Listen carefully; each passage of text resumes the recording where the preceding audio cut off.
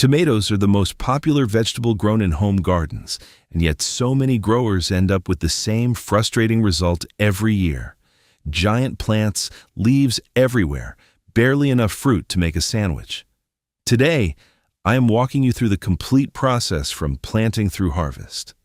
How to get them in the ground right, prune for fruit instead of foliage, water, and fertilize the right way, and deal with the pests and diseases coming for your plants.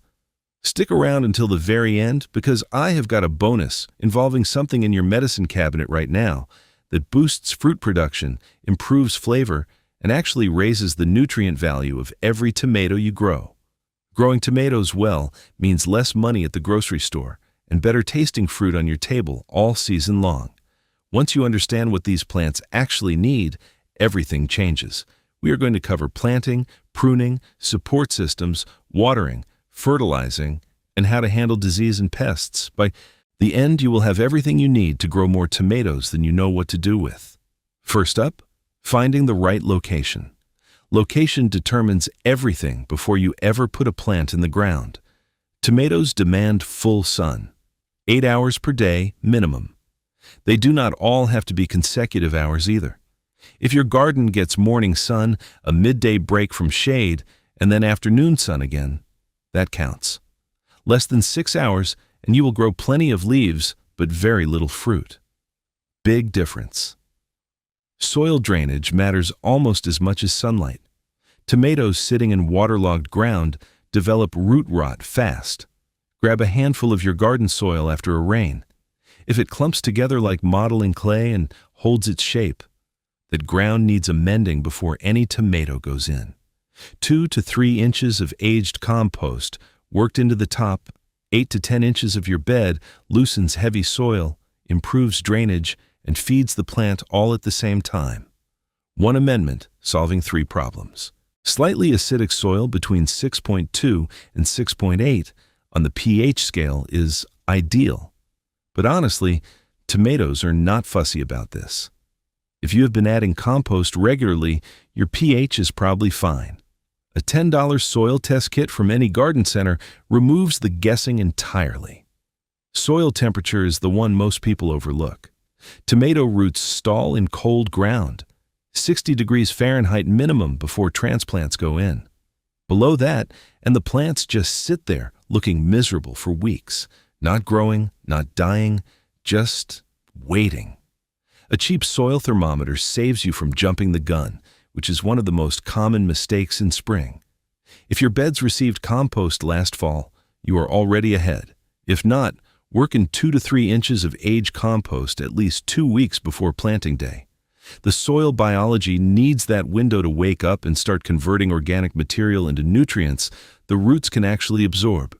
What goes into that soil matters. Getting the planting technique right matters even more. Most vegetables go into the ground at the same depth they sat in the nursery pot. Tomatoes break that rule entirely. The deeper you plant a tomato stem, the stronger the plant becomes, and the reason is visible to the naked eye. Those tiny hairs running up and down the stem are not just fuzz. Every single one is a root waiting to happen. The moment soil contacts them, they activate and start pulling in water and nutrients. More buried stem equals a bigger root system. A bigger root system equals a healthier, more productive plant. The math is simple. Strip the lower leaves off your transplant. Be bold about it. Leave just the top cluster of foliage, maybe 4 to 6 inches of leaves above the soil line. Everything below that gets buried. If your transplant stands 12 inches tall, you want roughly 8 inches underground. That sounds aggressive. It is aggressive, and it works every single time. Leggy transplants or smaller seedlings actually benefit from a trench method. Instead of digging a deep hole, lay the stem sideways in a shallow trench about 3 inches deep. Leave just the leafy top section poking out above the surface. Within a few days, the exposed tip curves upward toward the sun, and roots develop along the entire buried length. Same outcome, different approach, and easier on your back if digging deep holes is not your idea of a good time.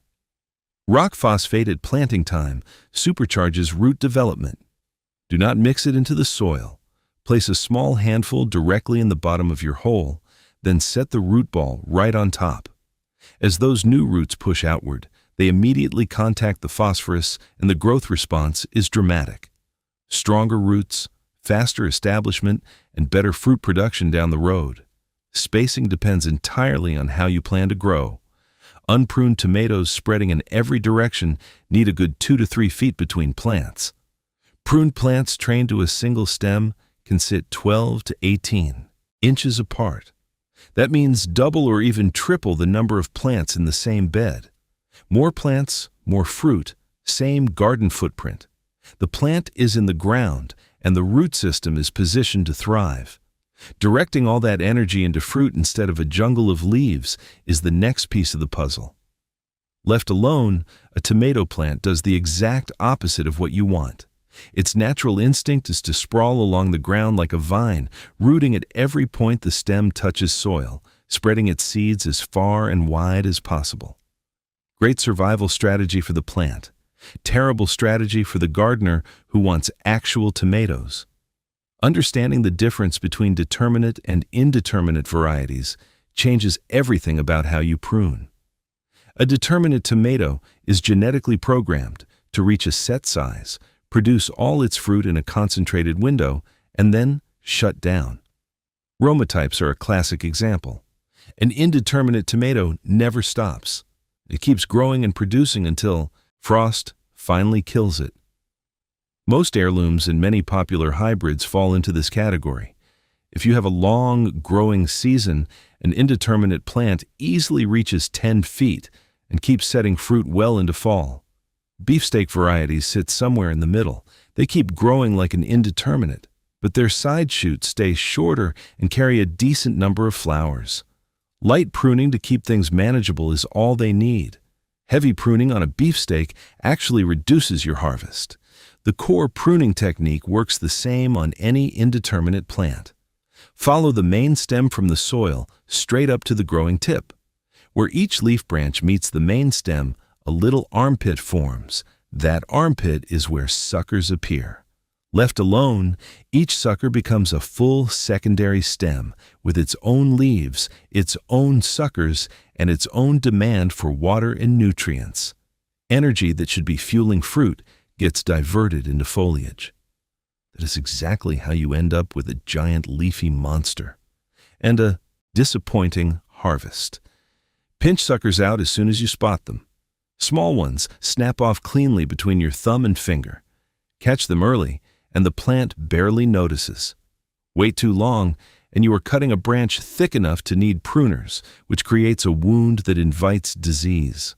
Flowers grow from a completely different spot than suckers. They emerge directly off the main stem on their own little branch and look nothing alike. No risk of accidentally removing future fruit when you are pinching suckers from those leaf armpits. One early pruning move that pays off all season. That first flower cluster appearing on a young transplant is worth sacrificing.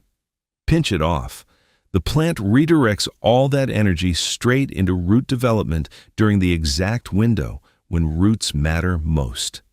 Every cluster after that first one gets to stay, supported by a root system strong enough to handle the load. Wet summer climates make pruning even more critical. Dense foliage traps humidity around stems and leaves, creating ideal conditions for fungal disease. Good airflow through a well-pruned plant drops disease pressure dramatically. A pruned plant growing skyward needs something to hold it up. Fruit-touching soil is an open invitation for rot, pests, and disease.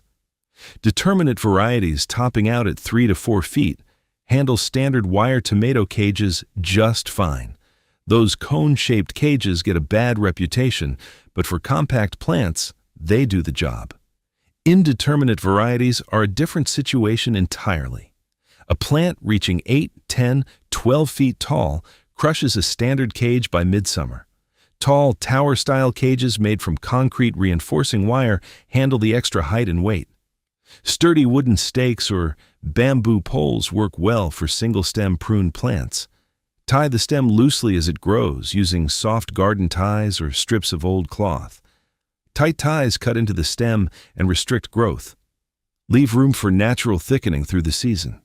Growing more than a dozen plants shifts the whole equation. Individual stakes or cages get expensive fast. An overhead support structure solves the problem at a fraction of the cost. Posts supporting an arbor-like frame across the top of the bed with twine dropping down to each plant from above. The whole setup handles dozens of tomatoes for about $20 in materials. Anchoring twine at soil level is the detail most people miss. Set up strings at planting time, and you can bury the twine base underneath the transplant itself. The root ball holds it in place. If the plants are already established, a wire staple pushed into the soil at an angle on either side of the stem creates a loop for tying the twine. Making your own staples from a roll of heavy gauge wire at the hardware store costs half as much as buying pre-made landscape staples. Small plastic clips that grip the twine and snap around the stem replace the risky old method of twisting the plant around the string by hand. Twisting works in theory, but snapping 2 or 3 stems per season is almost guaranteed. The clips hold securely, allow room for growth, and are reusable year after year. A bag of 200 costs next to nothing. Everything we have covered so far is a solid start, but it really just scratches the surface of what goes into a truly productive tomato garden. I put together a complete guide that lays the whole thing out for you. It is called the 30-Day Kitchen Scrap Garden Protocol, and it is everything I have learned about regrowing food from scraps, organized into a simple day-by-day plan you can start this week. It covers which scraps are genuinely worth your time and which ones to skip. It walks you through the exact setup and methods so you are not guessing. And it includes a full 30-day calendar, so you know exactly what to do each day. Click the link in the description right below this video, just scroll down a little and you will see it. Or if you are watching on a television or a computer screen, you can take out your phone, open up your camera like you're going to take a picture, and hold it up to the QR code on screen right now. A little link will pop up at the top of your phone screen. Just tap that, and it will bring you right to the guide. No typing, no searching. Either way works. I think you'll be glad you grabbed it. All right, let us keep going because we have got a lot more to cover. Consistent moisture separates great tomato growers from frustrated ones. Tomatoes want evenly moist soil, not soggy, not bone dry, just steadily damp. The single fastest way to ruin developing fruit is letting the soil swing between drought and flood. When a tomato plant gets thirsty, the fruit starts to dehydrate slightly. Then, the next big watering hits, and the fruit tries to absorb as much water as possible as fast as it can. The skin cannot expand quickly enough to keep up. It cracks. Think of it like stretch marks on skin that grows faster than it can adapt. Those cracks are not just cosmetic either. They open the door for mold and bacteria. Cut away the damaged area and the rest of the fruit is perfectly fine, but preventing the cracks entirely is the real goal. Drip irrigation is the gold standard for tomatoes. It delivers water directly to the root zone at a slow, steady rate. No water ever touches the foliage, and that matters enormously. Wet leaves are ground zero for every major fungal disease that attacks tomatoes. Blight, mildew, rust. All of them gain a foothold through wet foliage. Dry leaves remove the single biggest disease trigger. If drip irrigation is not in the budget right now, water deeply every few days rather than lightly every day. Deep watering pushes roots downward into soil layers that stay moist longer, making the whole plant more drought tolerant over time. Shallow daily watering does the opposite. Roots stay near the surface where they dry out fast between waterings. Exactly backwards from what you want. Mulch ties the whole watering strategy together. 3 to 4 inches of straw, shredded leaves, or wood chips spread around each plant holds moisture in the soil, keeps root zone temperatures stable, and creates a physical barrier between soil-borne pathogens and the lower leaves. Without mulch, every raindrop or splash launches soil particles onto foliage carrying fungal spores right where they do the most damage. Watering in the morning gives the plant all day to use what it needs.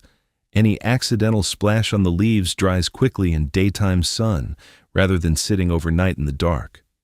Wet foliage through the night is a recipe for exactly the diseases you are trying to prevent. Nitrogen drives early vegetative growth. Phosphorus fuels roots, flowers, and fruit. Potassium strengthens overall plant health and disease resistance. Knowing which one your plant needs and when is the difference between feeding it and wasting your money. Early in the season, nitrogen matters most. But here's where a lot of growers go wrong. Dumping high nitrogen fertilizer on tomatoes produces exactly what you were trying to avoid. Enormous leafy plants with barely any fruit. Quality compost worked into the bed at planting time provides more than enough nitrogen to get the plant through its early growth phase without overdoing it. No bags of synthetic fertilizer needed. The compost handles it. Rock phosphate at planting, which we already covered, gives roots and future blooms a head start from day one. After roughly the first month, switching to a tomato-specific fertilizer changes the feeding strategy entirely. Look for a formula with a high middle number on the label. That middle number represents phosphorus, the nutrient directly responsible for flower production, fruit set, and root strength.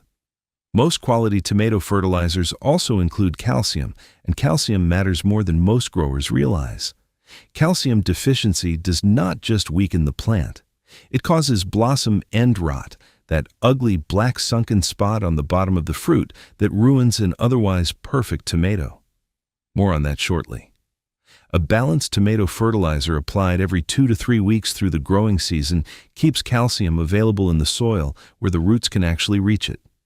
Over-fertilizing causes as much damage as under-fertilizing. Heavy doses of any fertilizer push excessive leaf growth, burn root tips, and reduce fruit quality. Half the recommended rate applied twice as often gives steadier, more reliable results than one heavy feeding that shocks the plant. Preventing disease is 10 times easier than treating it, and most tomato diseases share one common trigger: wet foliage. Blossom end rot shows up as a dark, sunken, leathery patch at the bottom of the fruit, usually right when the first tomatoes start to size up. Seeing it for the first time is genuinely discouraging. Most growers assume their soil lacks calcium, but that is rarely the actual problem. The calcium is sitting right there in the ground. The plant just cannot move it from the roots into the developing fruit. And the reason is almost always inconsistent watering. Long dry spells followed by heavy soaking interrupts the steady flow of calcium through the plant. Even watering fixes blossom end rot more reliably than any calcium supplement. Blight is the other disease that keeps tomato growers up at night. Early blight starts on lower leaves as dark concentric rings that spread upward through the canopy. Late blight moves faster and hits harder, turning leaves and fruit into brown, mushy decay in a matter of days. Both types thrive when foliage stays wet.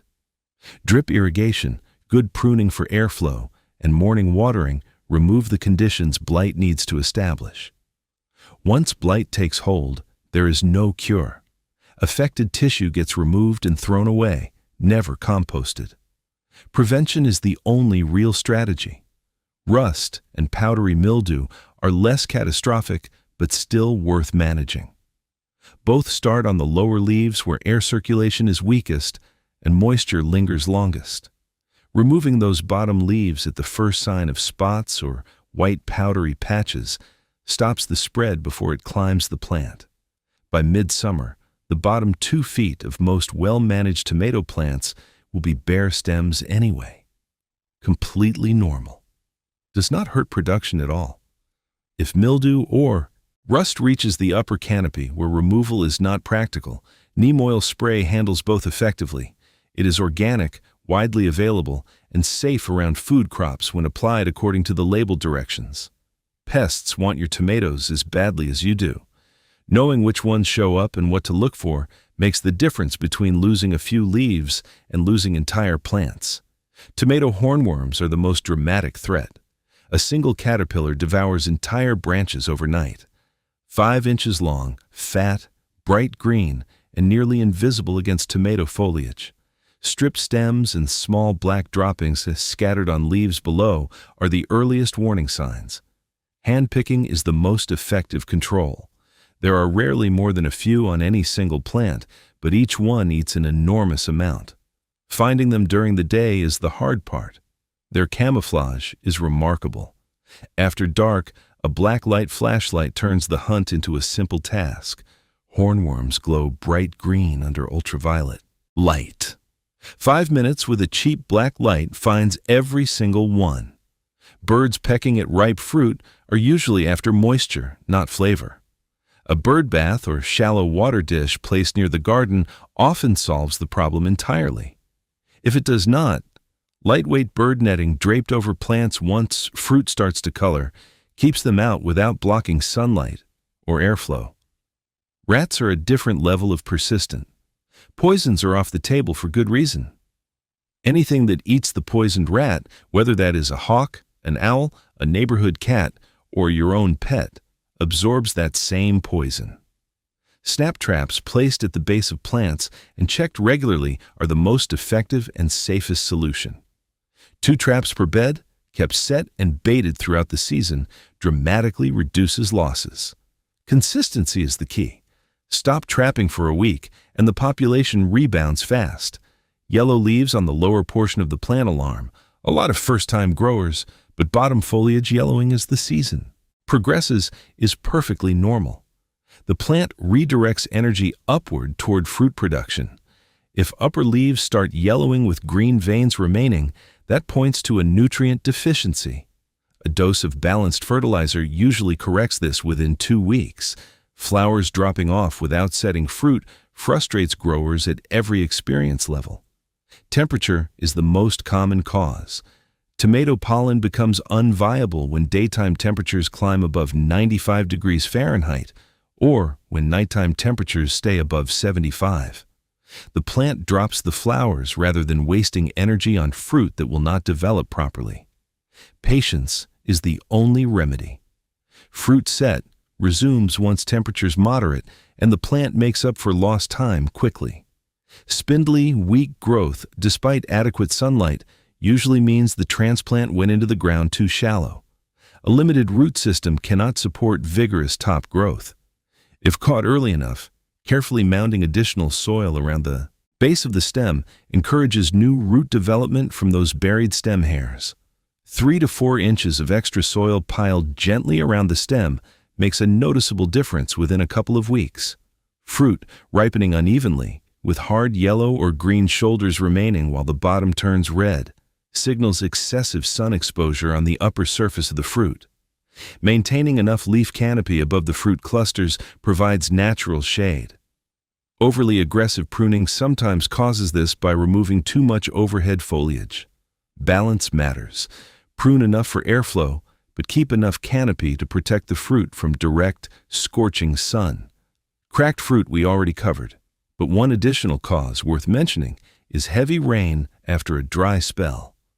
Mulch and consistent drip irrigation cannot control the weather, but they buffer the impact. A well-mulched plant with steady soil moisture absorbs a sudden downpour far more gracefully than one already stressed from inconsistent watering. Most growers harvest once, clear the plant, and start over next season. But a single aspirin tablet extends your plant's productivity in ways that sound almost too good to be true. When a tomato plant detects an attack from pests or disease, it produces salicylic acid, a hormone chemically similar to aspirin. That hormone triggers the plant's immune system to ramp up its defenses. Spraying a diluted aspirin solution mimics this alarm signal before any actual threat arrives. 600 milligrams of uncoated aspirin dissolved in 1 gallon of water creates the solution. Spray the foliage early in the morning every 2 weeks, starting when the plant is well established. The immune response increases disease resistance significantly. Plants treated this way also produce more fruit, and the fruit itself carries higher nutrient content and better flavor. University studies have confirmed these results across multiple tomato varieties. Uncoated aspirin is the key detail. Coated tablets do not dissolve properly and leave residue that blocks absorption. Generic uncoated aspirin from any pharmacy works perfectly and costs almost nothing. A single bottle lasts an entire growing season for a garden full of plants. Thanks for sticking around to the end. If you want to stop guessing and start a scrap garden that actually keeps producing week after week, I would really encourage you to check out the guide I put together. It is called the 30-Day Kitchen Scrap Garden Protocol, and it is everything I have learned about regrowing food from scraps, organized into a simple day-by-day plan you can start this week. It covers which scraps are worth your time and which ones to skip entirely. It gives you the exact setup and method so nothing goes to waste. And it includes the full 30-day calendar with daily tasks so you always know what to do next. There are 2 easy ways to grab it. The first is to click the link in the description right below this video. Just scroll down a little and you will see it. The second way, if you are watching on a television or a computer screen, is to take out your phone, open up your camera like you are going to take a picture, and hold it up to the QR code on screen right now. A little link will pop up at the top of your phone screen. Just tap that, and it will bring you right to the guide. No typing, no searching. Either way works. I think it is the best investment you can make in your kitchen garden this year. Thanks so much for watching, and I will see you in the next one.